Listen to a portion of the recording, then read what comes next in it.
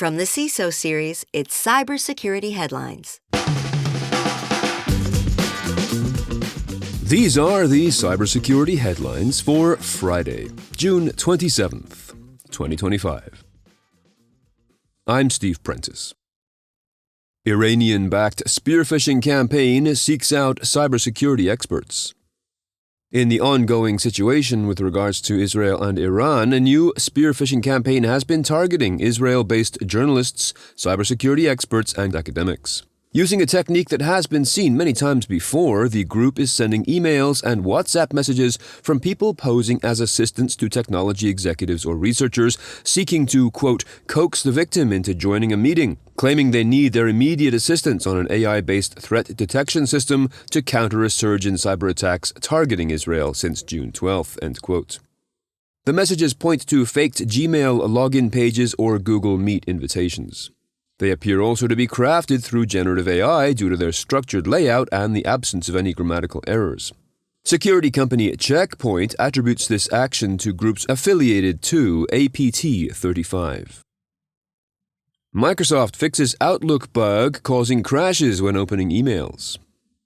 This fix addresses a known issue that causes the classic Outlook email client to crash when opening emails or starting a new message.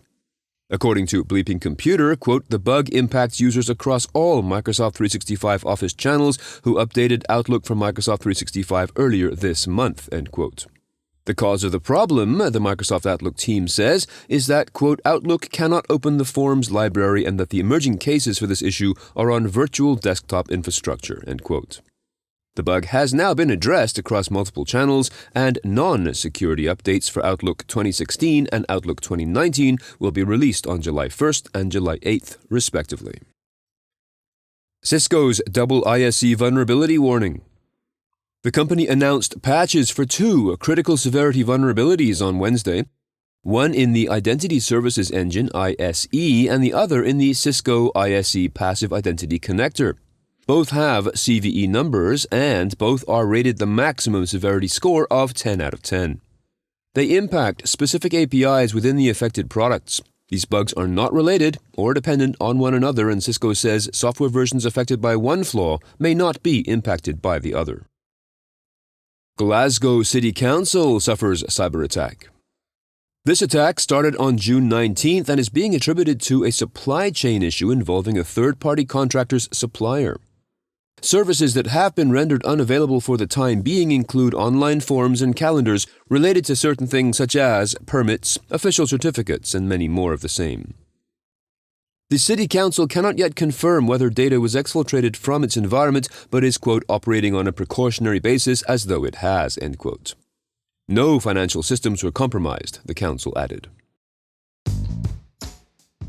Huge thanks to our sponsor, ThreatLocker.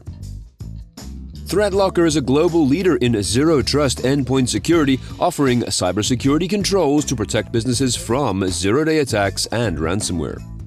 ThreatLocker operates with a default deny approach to reduce the attack surface and mitigate potential cyber vulnerabilities.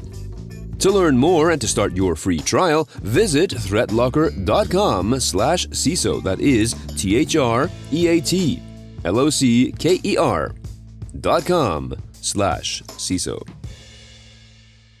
Arrested hacker going by the name Intel Broker, now charged. Following up on two stories we covered last year, the U.S. Justice Department has now charged a British national known online as Intel Broker, as one word, with, quote, hacking dozens of companies around the world, stealing and selling sensitive data and causing over $25 million in damages, end quote.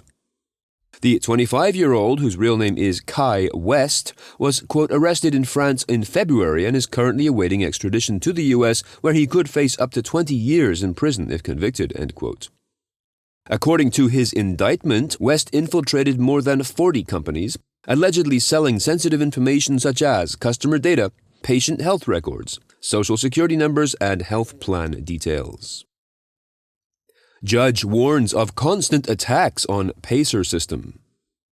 The Public Access to Court Electronic Records, or PACER, platform allows judges and lawyers to file court documents electronically. However, modernization is desperately needed to fend off constant attacks from increasingly sophisticated hackers. Federal Judge Michael Scudder told members of the House Judiciary Committee that, quote, about 200 million harmful cyber events were prevented from penetrating court local area networks in fiscal 2024, end quote. Documents at risk include sealed indictments, names of cooperating witnesses, and arrest and search warrants. He added that, quote, external experts and members of his committee have concluded that PACER is unsustainable due to cyber risks and must be replaced with a more modern system in the coming years due to its increasing vulnerability to hacks, end quote. Microsoft 365 Direct Send abused to send phishing emails. Direct Send is a little-known Microsoft 365 feature that, quote, allows on-premises devices, applications, or cloud services to send emails through a tenant's smart host as if they originated from the organization's domain. It is intended for use by printers, scanners, and other devices that need to send messages on behalf of the company, end quote. It also does not require any authentication. Researchers at Varonis have announced that a phishing campaign that exploits this feature is targeting more than 70 organizations across all industries, with 95% of the victims based in the United States. The phishing campaign is run through a PowerShell command.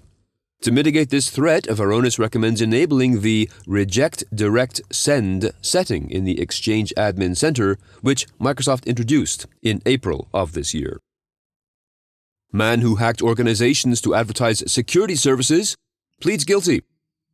Kansas City resident Nicholas Michael Kloster has pleaded guilty to charges of accessing a protected computer and obtaining information, as well as reckless damage to a protected computer during unauthorized access. Specifically, he hacked into a gym where he modified his own membership fee to $1 a month and then emailed the gym's owner describing his hacking activities and offering his cybersecurity services. He also hacked into a non-profit organization and used his own employer's credit card to, quote, make unauthorized purchases, including a thumb drive designed for hacking, end quote. Gloucester is now facing up to 5 years in prison and a $250,000 fine, 3 years of supervised release, along with paying restitution to the victims. As usual, we've got a busy Friday of live streams today. It starts at 1 p.m. with Super Cyber Friday, where the topic will be hacking the internal politics of cybersecurity. An hour of critical thinking about why being right doesn't mean you'll win. Then at 3:30 p.m. Eastern, we have our Week in Review show. Bill Harmer, operating partner and CISO at Craft Ventures, will be our guest, providing his expert commentary on the news of the week. To join us for both, just head on over to the events page at CISOseries.com. And if you have some thoughts on the news from today or about this show in general, please be sure to reach out to us at feedback@CISOseries.com. We would love to hear from you. I'm Steve Prentice, reporting for the CISO Series. Cybersecurity headlines are available every weekday. Head to CISOseries.com for the full stories behind the headlines.